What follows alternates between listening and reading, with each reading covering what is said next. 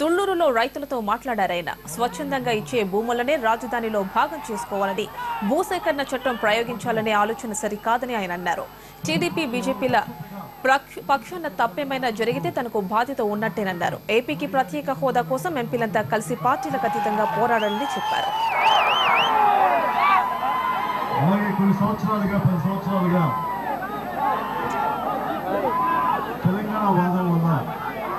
సీమాంధ్ర ప్రాంత ప్రజల్ని చంద్రశేఖరరావు గారు కృతజ్ఞతగా ఎందుకు భరించారంటే, ఒక మాట అంటే తిరిగి పాలకులు చేసిన తప్పులకి, రాజకీయ నాయకులు చేసిన తప్పులకి ప్రజలు, తెలంగాణ ప్రాంత ప్రజలు కానీ, సీమాంధ్ర ప్రాంత ప్రజలు కానీ ద్వేషం రాకూడదు అన్న ఒకే ఒక కారణం. రాష్ట్రాన్ని విడగొట్టినప్పుడు కూడా మేము బయటకు రాలేదు.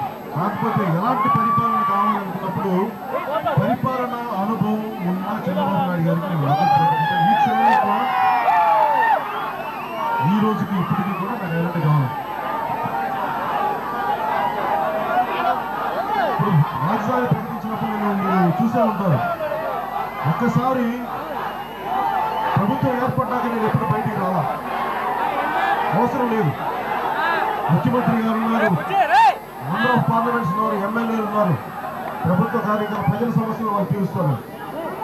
అలాగే రాజధాని కోసం స్వచ్ఛందంగా అన్ని గ్రామాల ప్రజలు వచ్చి ఇస్తున్నారు మాకు భూములు అనుకున్నప్పుడు నాకు కూడా ఆనందం కలిగించింది. ఎందుకంటే భూసేకరణ అనేది చాలా ఇబ్బంది. కొంతమంది ఇళ్లలోంచి నెట్టేసి మీరు మాకు భూములు కావాలంటే ఒక కొంచెం ఇబ్బంది పడుతుంది. మన ఇళ్లలో నుంచి నేను నెట్టేసి నాకు ఇల్లు కావాలంటే నాకు ఎంత ఇబ్బంది అంటే ప్రతి ఒక్కరికి ఎంత ఇబ్బంది అవుతుంది. కాకపోతే మా ఇల్లు తీసుకున్నప్పుడు ఆ మేలు సమాజానికి జరిగినప్పుడు నాకు ఆనందం. అలా కాకుండా ఇంకొకలా జరిగితే కొంచెం ఇబ్బంది ఉంటుంది, కొంచెం బాధ ఉంటుంది అంతే. అలాగే కొన్ని గ్రామాల ప్రజలు, నాకు తెలియదు ఇక్కడ తుళ్ళూరులో ఎలా ఉందో నాకు తెలియదు, కానీ తుళ్ళూరు పూర్తిగా అనుకూలంగా ఉన్నందుకు నాకు సంతోషంగానే ఉంది. కానీ తుళ్ళూరు మండలం అనుకూలంగా ఉందని నాకు సంతోషం. కానీ కొన్ని ప్రాంతాల్లో కొన్ని గ్రామాలు కొన్ని ఇబ్బందిగా ఉన్నాయి. నేను వాళ్ళ బాధలు, ఎందుకంటే మనకి వాళ్ళు ఓట్లు వేసారా లేదా అన్నది కాదు. దేశంలో సమాజంలో ప్రతి ఒక్కరికి మేలు జరగాలి. అది ప్రభుత్వం, ముఖ్యమంత్రికి ఎవరికైనా సరే బాధ్యత. అది వైఎస్ఆర్సీపీకి అనుకూలంగా ఉన్న గ్రామమా, లేదంటే టీడీపీకి అనుకూలంగా ఉన్న గ్రామమా, సిపిఐ సిపిఎంగా కాంగ్రెస్గా నాకు అవసరం.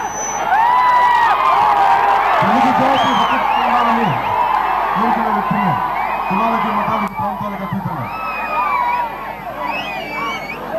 కానీ ఇప్పుడు నాకు ఆనందమే, ఒక పెద్ద రాజధాని రావాలి అంటే చాలా ఆనందం కలుగుతుంది. 33,000 ఎకరాలు స్వచ్ఛందంగా ఇచ్చారు. దాంట్లో 29,000 స్వచ్ఛందంగా ఇచ్చారు. దానికి ప్రభుత్వం చంద్రబాబు నాయుడు గారు ఇచ్చింది కూడా బాగా అందరూ అంటారు మాకు సరిపోతాయి. కానీ కొన్ని గ్రామాల ప్రజలు కొన్ని ఇబ్బందులు ఉన్నాయి, అది నేను అడ్రస్ చేస్తాను. కానీ 33,000 ఎకరాలకి నిజమైన సంపూర్ణ న్యాయం చేయగలగాలి. నిజానికి వాస్తవానికి ఒక 33,500 ఎకరాలు ఎంతో అన్నారు. అంటే దాదాపు 51 చదరపు మైళ్ళు, అంటే దాదాపు ఒక సింగపూర్ అంత రాజధాని, అంత గొప్ప రాజధాని. కానీ మనం గ్రహించాల్సిన సింగపూర్ నిర్మాణానికి ఒక 50 సంవత్సరాలు పట్టింది. 50 సంవత్సరాలు. సో చాలా బాధ్యతగా వహించాలి. ఒక తెలుగుదేశం ప్రభుత్వమే కాదు, ప్రతి రాజకీయ పార్టీ, రాబోయే రాజకీయ పార్టీలు కానీ ఎవరైనా కానీ 33,000 స్వచ్ఛందంగా ఇచ్చిన ప్రతి ఒక్క రైతు నాకు చెప్పింది ఏంటంటే, మేము స్వచ్ఛందంగా ఇచ్చాం, ప్రేమతో ఇచ్చాం. కాకపోతే ఏదన్నా ఫ్యూచర్లో మాకేమన్నా ఒక చిన్న ఇబ్బంది ఉంటుందా, ఒక అన్యాయం జరుగుద్దా, గబుక్కున ఇవ్వకపోతే ఏంటి మా పరిస్థితి అంటే, దానికి ఒక ప్రజల్లో ఉన్న ఒక పార్టీగా, జనసేనగా నేనున్నాను. నాకు తెలిసి చంద్రబాబు నాయుడు గారు పరిపాలన దక్షత ఉన్న వ్యక్తి. నాకు తెలిసి ఆ భయాలు అవసరం లేదని నేను అనుకుంటున్నాను, జరుగుతాయని. కాకపోతే మనకు ఒక సమస్య ఉంది. ఇక్కడ మనకి ప్రత్యేకమైన స్టేటస్ ఇస్తానని కేంద్ర ప్రభుత్వం చెప్పింది. ఇప్పుడు దాకా దాన్ని ఊసి ఎత్తలా, ఏం మాట్లాడాల. అదొక మన సమస్య ఉంది, నిధుల సమస్య ఉంది. డెవలప్ ఒక బిల్డింగ్ కావాలి కాబట్టి డబ్బులు కావాలి, డబ్బులు లేవు వాళ్ళ దగ్గర. వాళ్ళు ఏమంటారు, డబ్బులు మేము మిగతా రాష్ట్రాలకు ఇస్తామా లేదా ఆలోచించి చెప్తా ఉంటాం. అలాగే ఇప్పుడు మనకి రైతు రుణమాఫీ చేయాలని చంద్రబాబు నాయుడు గారు ప్రామిస్ చేశారు. వాస్తవానికి ఆయన గుండెల్లో నిజంగా చేయాలన్నాం.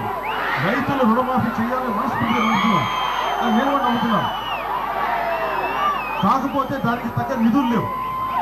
ఆ నిధులు ఎక్కడి నుంచి సమీకరించుకోవాలో తెలియదు, ఎలా రావాలో తెలియదు. ఆ సమస్యలన్నీ ఉన్నాయి.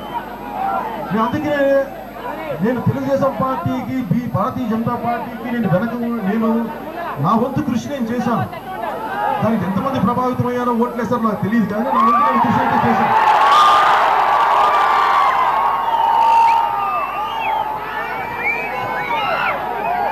అలాగే రాజధానికి కూడా నేను కృషి చేస్తాను. కాకపోతే మనం ఎవరైనా సరే మన ఇంట్లో అన్నదమ్ములు అందరూ అక్క చెల్లెలు అందరూ ఆనందంగా ఉండాలని కోరుకుంటాం, కానీ ఒకళ్ళు ఏడుస్తూ ఉంటే మిగతా వాళ్ళు ఆనందం అంటే నాకు నచ్చదు.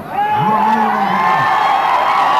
అలాగే ఈ రాజధాని సమీకరణ భూ సమీకరణ సమస్యలు కొంతమందికి నిజంగా బాధలు ఉన్నాయి. వాళ్ళు అనొచ్చు, వాళ్ళ వైఎస్ఆర్సీపీ గ్రామాలు అనొచ్చు, ఇంకో గ్రామాలు అనొచ్చు, నాకు తెలియదు. నేను అంత తెలివితేటలు అంత రీసెర్చ్ నేను వాడను. నేను మనసుతో ఆలోచిస్తాను. దానివల్ల లబ్ధి ఉంటుందా లేదా నాకు అనవసరం. నాకు దేశానికి లబ్ధి ఉంటుందా, సమాజానికి లబ్ధి ఉంటుందా, ప్రజలకు లబ్ధి ఉంటుందా అది చూడండి. అంటే మనకి ఉదాహరణకి పుత్రజయ అని మన మలేషియన్ అది 8,000 ఎకరాల్లో స్టార్ట్ చేశారు. మా అయితే ఇప్పుడు ఒక 15,000 ఎకరాల్లో ఆగింది పుత్రజయ. అది పూర్తి చేయడానికి 10 సంవత్సరాలు పట్టింది. 3వ సంవత్సరంలో 300 మంది దేశపు తాలూకు ప్రెసిడెంట్ ఎంప్లాయీస్ వెళ్ళారు. 6వ కరెక్ట్ గా ఒక 10 సంవత్సరాల తర్వాత కానీ అందరూ వెళ్ళలేదు. సో నేను అనేది రాజధాని నిర్మాణానికి కాలం పడుతుంది. అందరూ అనుకున్నట్టుగా నేను ఎందుకంటే మీరు వాస్తవాలు చెప్పాలి, నేను నిజాయితీ నిలబడతాను. ఇది మీరందరికీ ఒకటి 33,000 మీరు 29,000 స్వచ్ఛందంగా ఇచ్చారు, చాలా ఆనందం. అట్లాగే నిలబడండి స్వచ్ఛందంగా ఇచ్చిన వాళ్ళు.